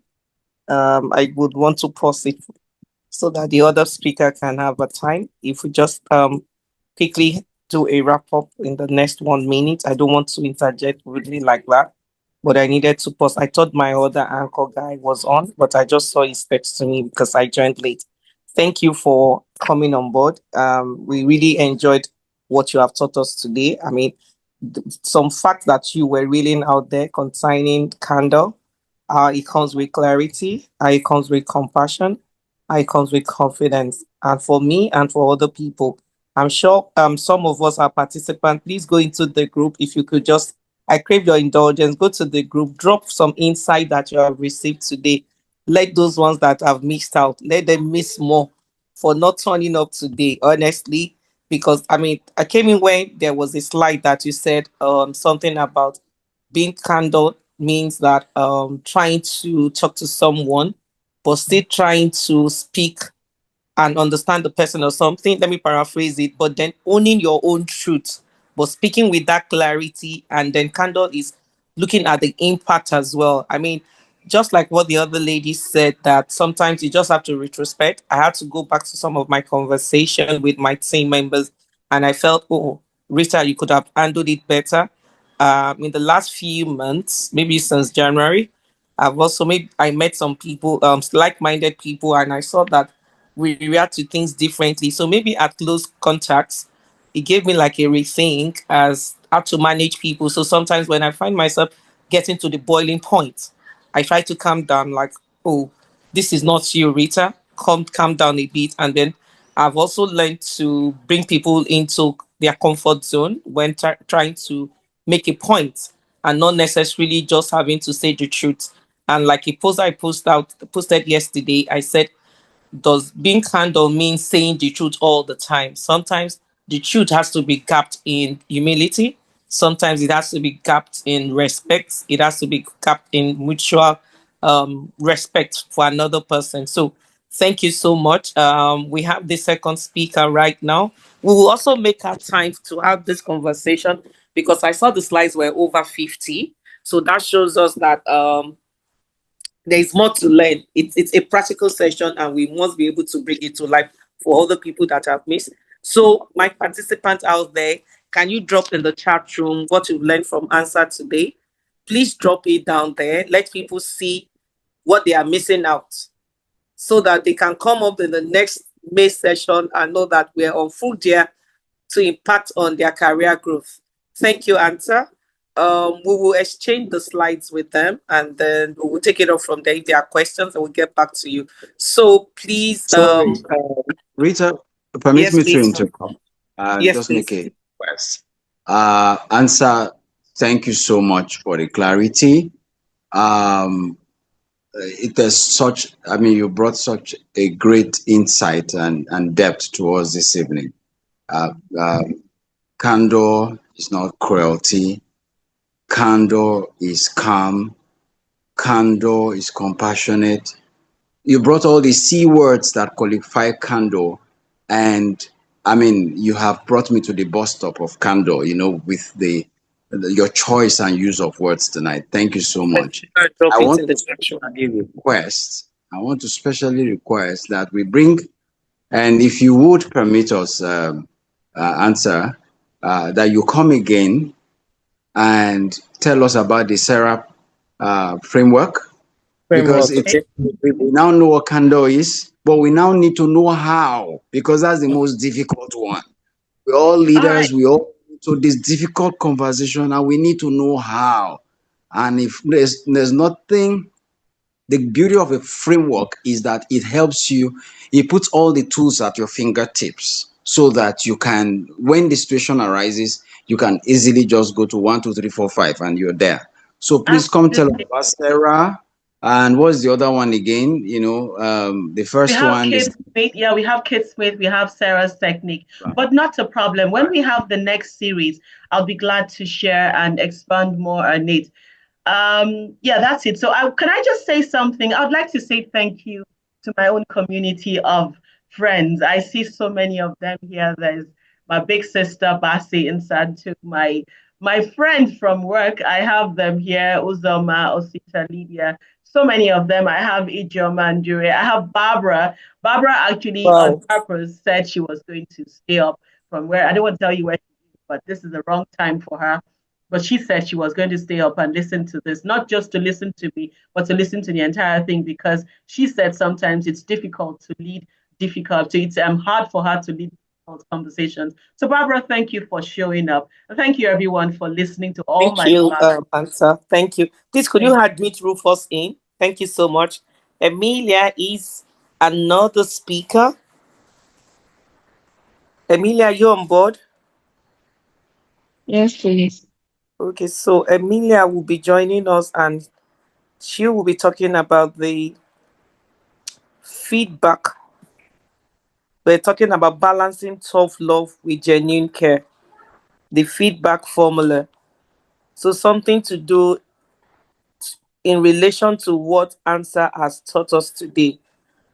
In as much as we want to express our thoughts and being candid with people, there is also the power of feedback. How do you give this? So over to you. Emilia has been one of the team member. I met you in the circle group.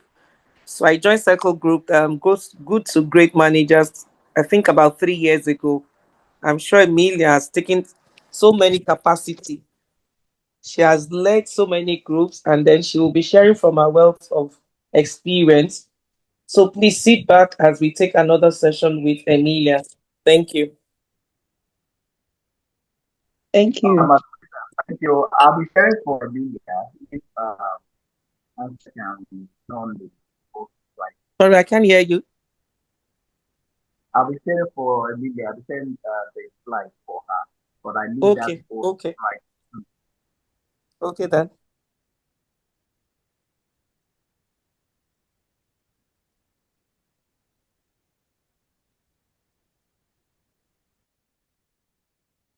Thank you very much for the opportunity to speak on the topic. I'm very grateful. Please, can I be heard very well?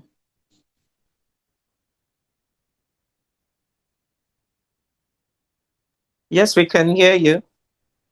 Okay, thank you very much. Yes, Emilia. So you can start. We can Okay, hear you thank very well. you. Yeah. Thank you very much. So we are dealing with the topic balancing tough love with genuine care. And I believe our former speaker has thrown some light on it in a certain way already. So I believe we're going to have another good session.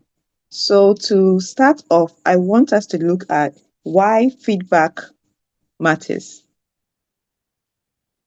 So feedback matters because in our workplaces or in our environment, feedback, when it's given correctly, it fuels growth. It gives you clarity and it builds trust. When you give effective feedback, it motivates and it aligns your team members correctly to your goal. It aligns them correctly to your goals, and then the action plan that you've set in place and the vision that you have for your team. So this is why we are here today, so that going forward, we are going back to our workplaces to properly motivate and carry our team along to ensure that our team meets targets and then is working together towards a common goal and nobody is being left behind.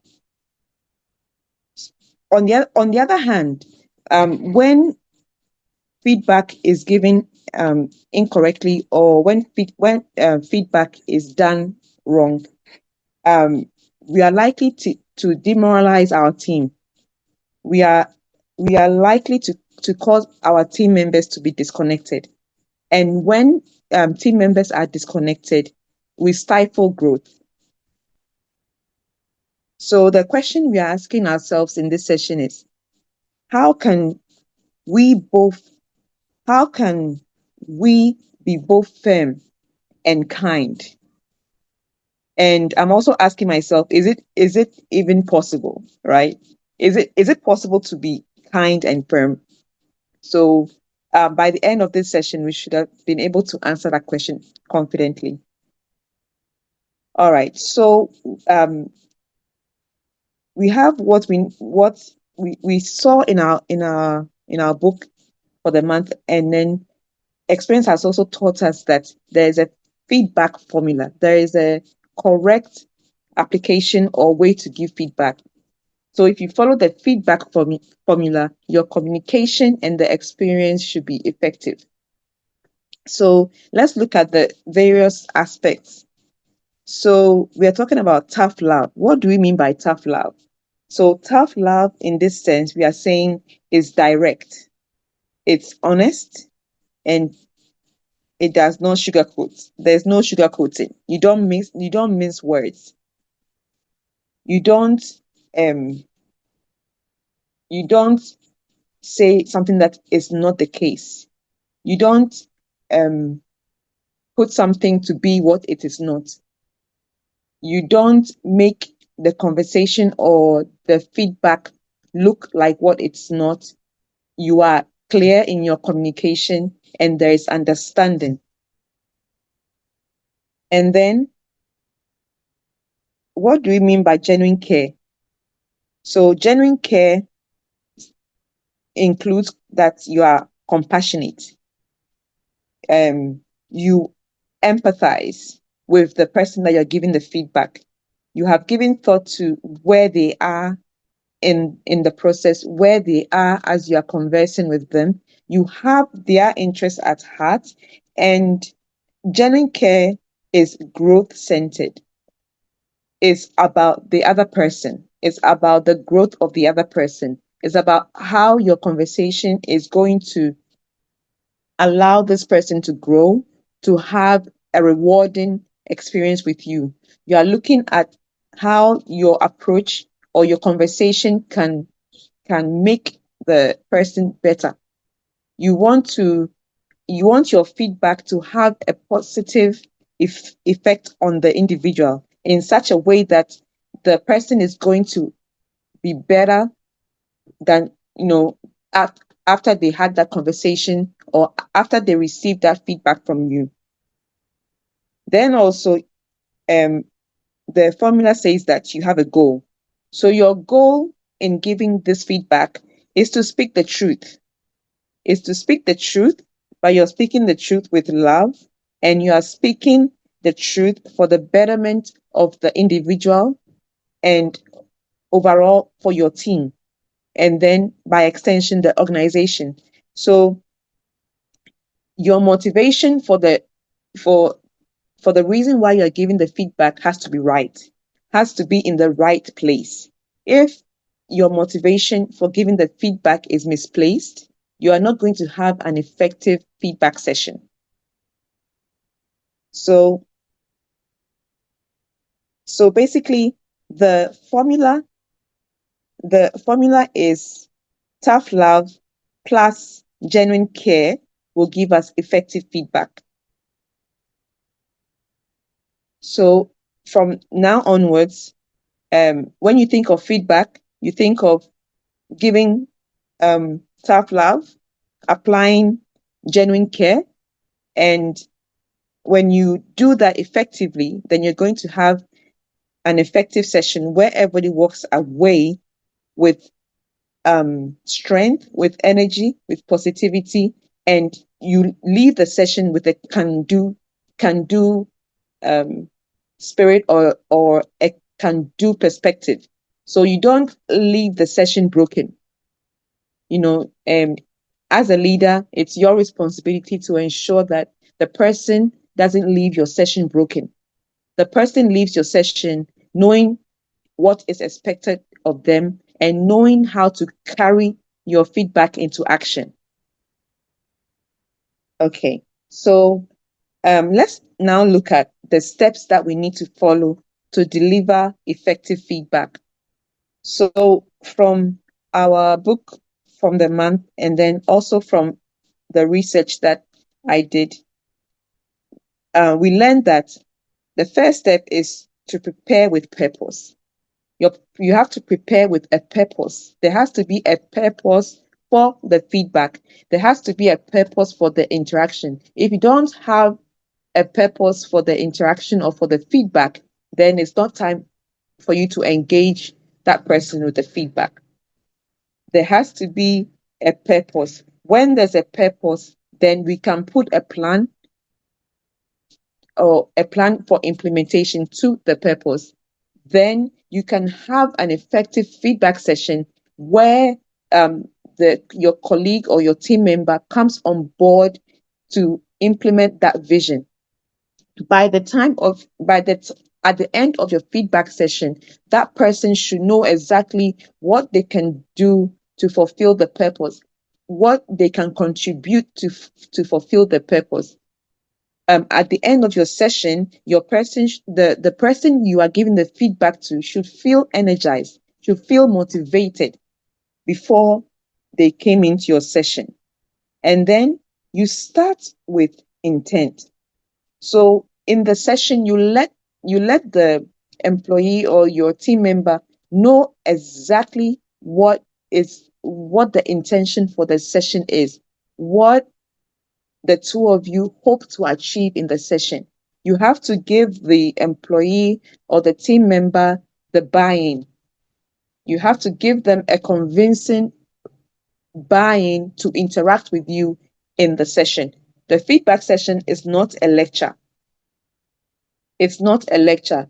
It's a conversation. It's a dialogue. It's two-faced. I give, I receive. I receive, I give. So it's a feedback session. It's a give and take session. And then our previous speaker also spoke about, describing the behavior and then not the person. So when you're having a difficult conversation, you focus as she explained, you focus on the issues. You don't focus on the person. You don't speak badly about the person. So in this same way, when you're giving effective feedback, describe the behavior that has not gone well. Describe the ideal situation. Describe the journey as to how to get to get a better result without bringing the person down. You have to do it in such a way that the person is as inspired as you are. You lead the person to see your perspective and to see the bigger picture. So it's not about belittling the person or shooting down the person's confidence. It's about describing the behavior and improving the process, or giving the person a better orientation on what has gone wrong, so that together you can arrive at the solution. Together you can agree on the way forward. Yeah. So the next thing is to share impact. So in your feedback session, you're looking at the bigger picture. You're looking at impact. You're looking at where do we go from here? You are looking at the future, the way forward, and you are looking at embracing the correction or the initiative or the innovation that you are bringing on board. You are letting the person know that they have value. They are of value to your team. They are valuable, for which you're having the feedback session. Because if they are no longer valuable, then it's time to show the person the door. But once it hasn't gotten to that stage, you are re-emphasizing that this person has something they can still contribute to your team. Yes. So that is also very important. Let your team member know how they can fix the situation and what they must do to fix the situation. If you don't show them what they have to do or the way forward, then you haven't fulfilled the purpose for which you're having the feedback session.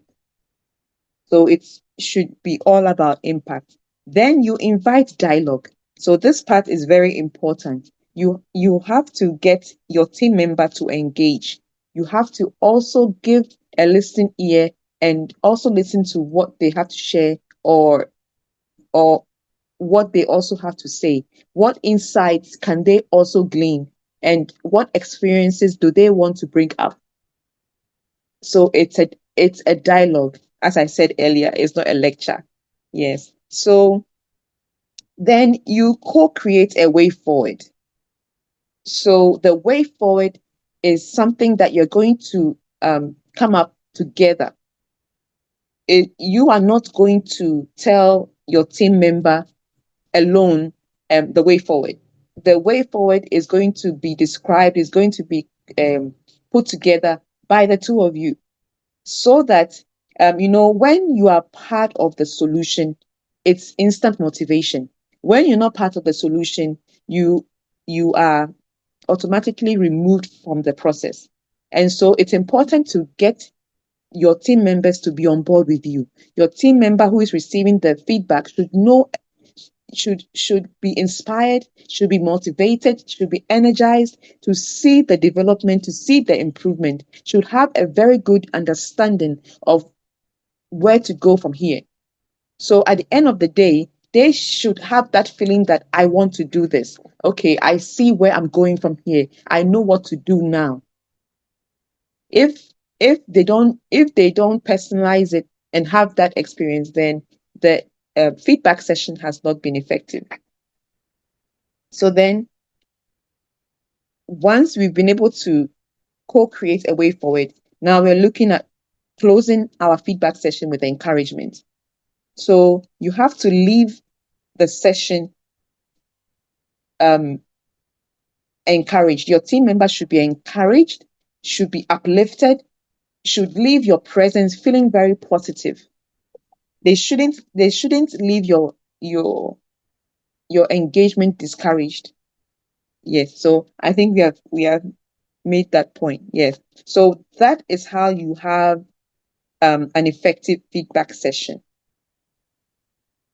So please feel free to drop your questions, drop your contributions in the chat, and then we'll pick it up at the end of my presentation. So feel free to keep your comments coming in. All right, so now let's look at some best practices when it comes to effective feedback. Okay, so your feedback has to be timely. The right approach, the right conversation, the right feedback at the wrong time will be ineffective in the end. So your time is very important.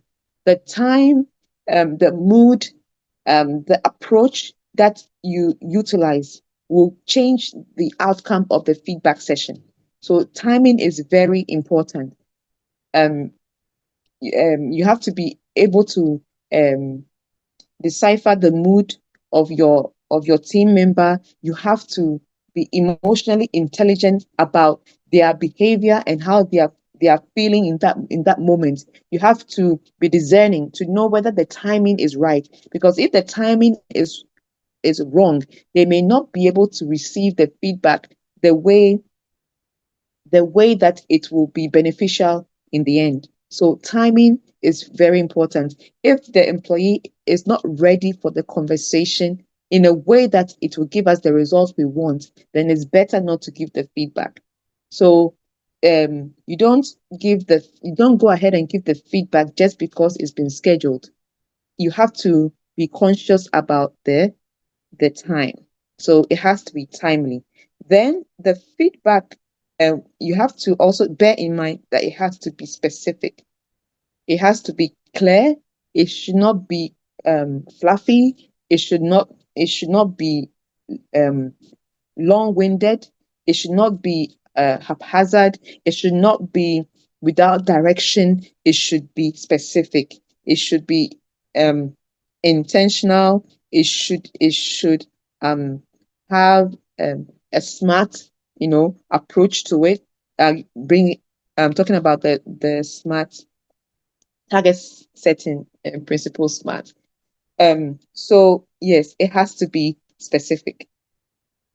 There has to be an intention, a start and a finish. It has to be clear. It has to be concise.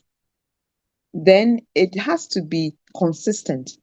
You shouldn't mince your words, and your integrity should not come into judgment. What you said before and what you did for somebody else, you shouldn't diversify the approach if you're giving the same feedback. So you should be consistent. If you're not consistent with your feedback, employees talk. So if you are not consistent with your feedback and rumor mongering is ongoing, you leave a sour taste in the mouth of your team members when it comes to your person. So your approach, your delivery should be consistent. What you do for one staff, you follow the same approach for the other staff. You don't diversify for different people. Yes, so you have to be consistent. You may use words and do things differently because of personality, because of emotional intelligence, but your delivery should be consistent. It should not be too emotional. It should not be you should watch your temperament. It should not and how you use your emotions in the delivery. It should be professional. It should be clear. And then use a growth mindset. See the impact on your team member before you have that feedback session, and envision how what the feedback you're going to give them is going to affect them. It's going to put them on a different platform. At the end of the day, it's going to elevate them. It's going see the future, see the way forward before you have your feedback session. Then also balance positive and constructive feedback. Yes. So I think this one, our previous speaker also spoke about it. So you have to be positive and constructive. So it doesn't mean that be positive and then everything goes. Be positive, but give constructive feedback. So moving right along. So now let's go to the application. So now we have what we call the SBI model. That is situation, behavior, and impact. So when we go to the next slide, when we talk about the situation, it's talking about having a specific date and time for your feedback session. So in every feedback session, you have to set the parameters and communicate it ahead of time. And then we have B. B is behavior. So have a specific behavior that you want to address. And then finally, impact. Explain how the behavior made you as the leader feel. Let your team member know the impact of the issue that you are addressing in the feedback session. So that's the SBI model. Okay, then we also have the role play feedback sessions, which our former speaker also mentioned. Role playing is a powerful tool, way of showing people where they are and letting people understand the vivid impact of their actions and the issues that you are addressing in the session. Check-ins are very important. Check in on your team members regularly. Let them know that you care about them. Let them feel your influence or your presence in their journey. And then lead by example. Ask for feedback from your team members. Nobody is perfect. Nobody has it all. As a leader, you can also learn from your team members. So it's good to also take feedback from your team members. Then when it's time to give them feedback, there is trust, there is understanding, and they are likely to listen to you. So let's go to the do's and don'ts of effective feedback. So the do's: be direct and kind. Speak privately. So you don't have feedback sessions in public. The aim is not to ridicule or embarrass anyone. So don't give feedback in the presence of other people. And then follow up. Find out later on how the session went. Have an evaluation process. Check if the feedback has been implemented in the way that was discussed in the session. Don't just leave it to chance. There's the thermodynamics. The law of thermodynamics says that everything left to chance tends to chaos. So if you leave the development of your team members to chance, it will tend to chaos. So don't assume that once you've had the feedback session, that is it. You have to follow up. Then be emotionally aware, emotional intelligence. Stay growth focused. We mentioned that. Now the don'ts. We've mentioned some already. Okay, so we have said don't attack the character of your team member. Very important. Don't shame them publicly. Don't interrupt them when they're having their say, and don't defend your position either. Don't ignore their progress. Be passionate about their progress. Don't let your emotions drive the conversation. Don't let negative emotions, anger, and such emotions affect the session. And don't dwell on the past. Don't say that this person makes this mistake all of the time. This person is always like that. Don't make assumptions. Be open to also learn something new in the session. Be open to dialogue. Be open to learning from your team member as well. Your team member also has something that they are bringing that you may not be aware of. Okay, so now for my final thoughts. Feedback isn't about fixing people. Let God fix the people, right? Your feedback session is not to fix your people. It's to exchange information. It's to have a dialogue. It's to have a fruitful session with your team member. It's not for you to fix that person. It's to exchange ideas and let the person see where you are going. And then it's about guiding your team member towards their best self. It's about getting your team member to improve, to excel. And then combine truth with empathy to build trust and transform teams. And so I have 2 questions for you, then we'll take your questions. So I want us to ponder on this. So what's your biggest challenge in giving feedback? And then what feedback moment shaped you? When has somebody given you feedback and that feedback was a blessing to you, or that feedback changed your life? Thank you very much. So we can take maybe some 5 minutes to answer your questions. Thank you very much. Thank you, Emilia. Thank you for such insightful session. It's just a continuation of the first speaker, and it's just almost the same thing. Ability to be able to talk to people without necessarily trying to change them.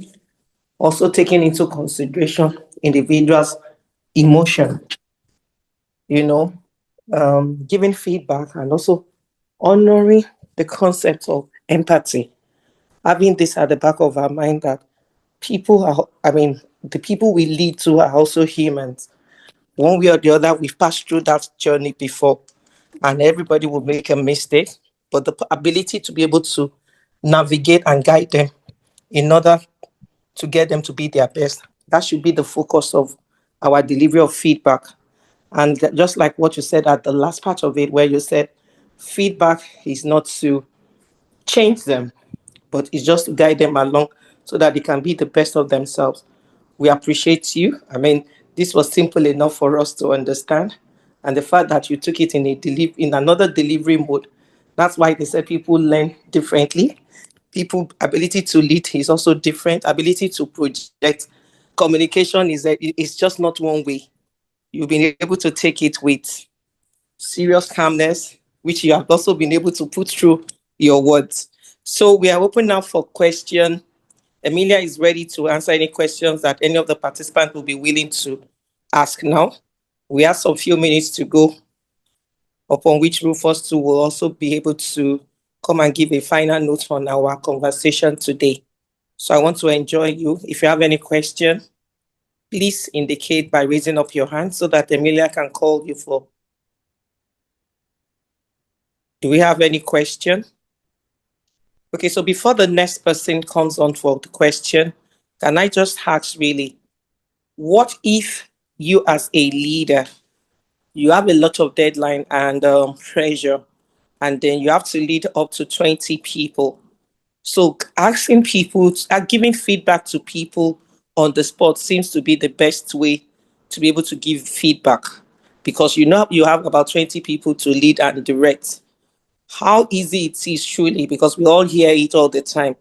Don't give feedback in a public arena or in a public space.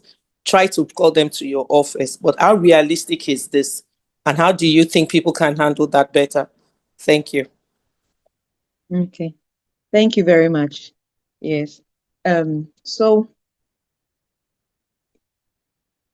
I believe that if you haven't, thought through the feedback very well, the feedback is not going to be received well. So in that instant, in that moment, if the person giving feedback, you have not thought through, you have not considered all of the factors very well, then I would say that maybe give extra thought to it, and maybe so that you give the feedback when you're ready. Because when you're not ready to give the feedback, it will tell in your delivery. So we have to give enough thought to the feedback that we want to give, and then also ascertain whether the person is also ready in the right frame of mind to also receive your feedback. And then I would, if the private is not always going to be available to us, then we just have to be discerning and mature enough with our feedback, so that if it has to be done in public, it's done in the best way possible, so that we still keep our team members on board. Because team members are easily competitive. So when it's in the public domain, people will compete on things that are not necessary. And then something that should be taken positively might be taken negatively. And then it can be misconstrued by somebody else and fed back to somebody else. And then the meaning has changed. So in giving feedback, if it has to be public, have your team member at heart, and then also be discerning about how they are going to look like in the eyes of the other people who are hearing the feedback. And then maybe in another session, address everyone together, so that there will be understanding. Let the wider team know how you expected them to receive the feedback or internalize the feedback that they were witnesses to, so that there's harmony and trust and there's team building, and your team is not negatively affected by the feedback. I hope I'm clear. You are, Emilia. Definitely you are. And just like what Answer said, we should have it at the back of our mind that everything is also by to see that we can retain the relationship where we don't denigrate the next person, even if there are people that we lead. So thank you very much for that response. I don't know if there is any one of us that has another question. Any question from the participants? Yes, I saw a hand raised up, if I'm not mistaken. Okay. I can't see 800. Can you see any hand? I think Or let's go to the chat room and see if any has dropped any question. I think. Okay, so it's just a comment where Vindra is saying thank you. Let's learn some improvement, not personality and not character. Thank you so much. Okay, they said Omolola's hand is up. Okay, yeah. Okay, thank you, Emilia, for that session. I have two questions and I'll be brief. The first one is, if you find yourself in an organization whereby consistently they've asked for feedback on things to improve on, and year in, year out, you've participated in that feedback session and it's not being implemented, and it's not only your own feedback, even from other employees, what should be done? That's the first question. Then the second question, you said as a team lead, as much as we try to give feedback to our downlines, we should also embrace or encourage them to give feedback. So in a particular financial year, which one should come first? Feedback from your downline to you as a team lead, or feedback from you as the supervisor to the downlines? Let me understand that better. Okay. So for the first, thank you very much for your questions. For the first one, I would say that if your feedback was not addressed, then most of the times, honestly, truly, the company may not have had the intention of actually implementing your feedback, but they ask you for feedback because it's nice.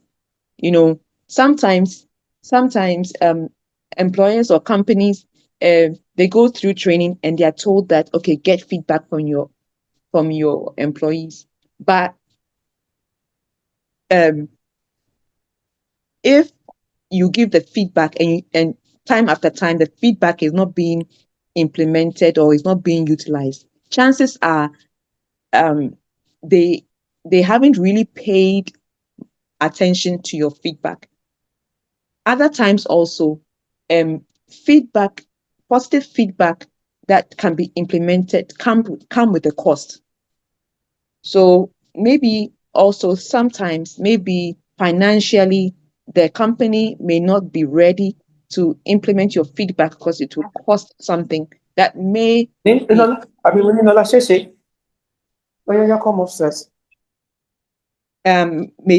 may not be realistic at the time.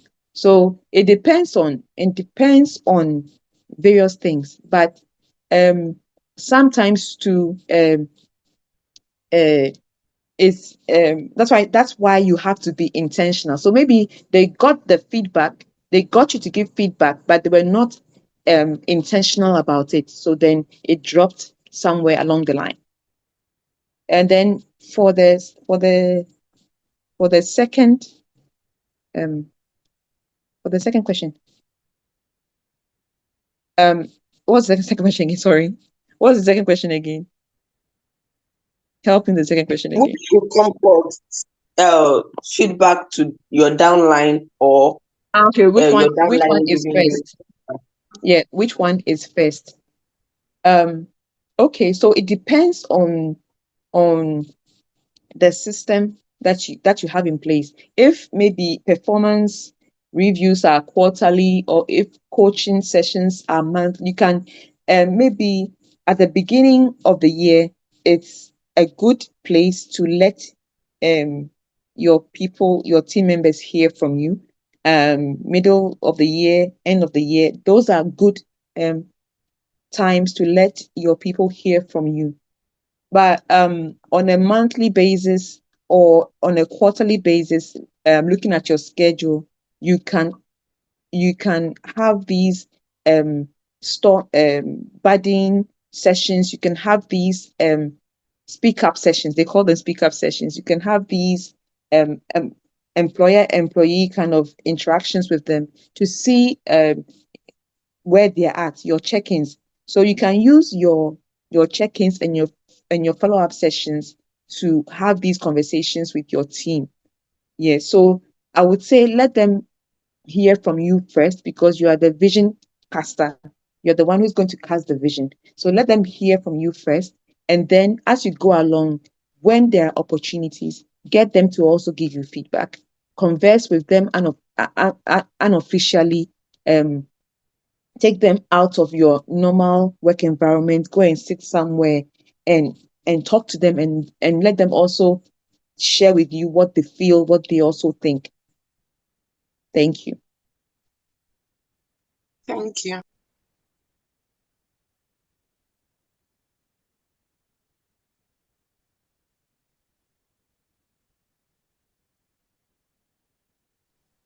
Thank you so much, Amelia.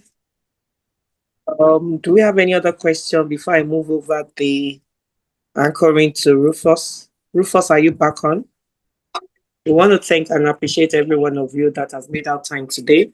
At a point in time, we're over 40. I think that's one of the highest that we've encountered here. We hope to see more people will come up and join the Good to Great Manager Cycle. Rufus, are you on? And then please, I still want every one of us to go out there. Let's drop what we've learned from the two people, the candor speaking, and then the ability to give feedback with empathy, with calmness. Let's drop in a word.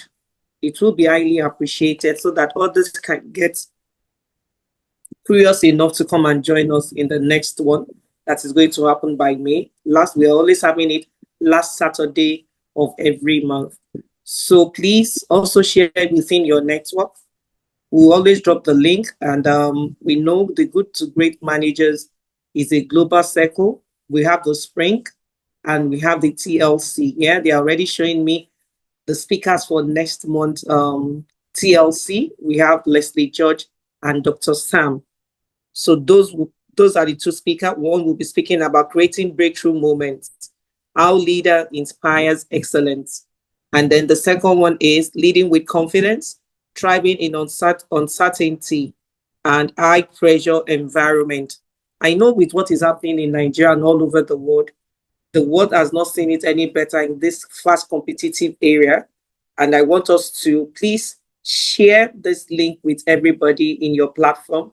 This is a thriving platform, is a leadership platform. And I know we always gain one thing or the other. There are always moments of knowledge sharing, experiential learning. So I want to enjoin you. Please invite as many people as you can to join the Good to Great Managers Cycle. Thank you for those that have turned up today. We still want you to please drop some comments, what you have learned today, your expectation, if we did meet your expectation, and what you'll be expecting in the next colloquium for next May. And also to our VC, the founder, the moderator, we call him VC, the vice chairman of this great leadership colloquium. We want to say thank you, Dr. Godwin. We appreciate your presence and the leadership, the insight that you have. In fact, I was taking a call some days ago and I remember you and I said, wow, see what this gentleman has been able to project some years ago. And that is what we're seeing in about 3 or 4 years now happening. Thank you, every one of you. We will see you next month. We hope to see you. Thank you so much.